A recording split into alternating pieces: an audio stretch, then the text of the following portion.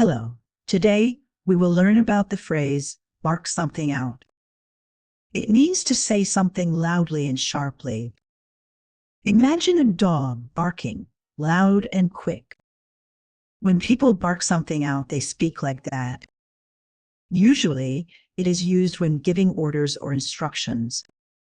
For example, a coach might bark out commands during practice, or a teacher might bark out homework details.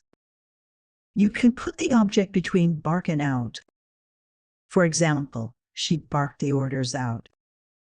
Or after, he barked out the instructions. This phrase is informal and often shows urgency or impatience. It is different from shouting because it sounds sharper and quicker. Remember, bark something out is separable. You can use it with words like orders, instructions, commands, or answers. Be careful not to put the object in the wrong place. Practice by making sentences with your own examples. Try, the manager barked the schedule out.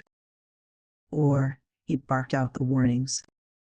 Now you know how to use bark something out. Keep practicing and listen for it in conversations. Thanks for watching. See you next time.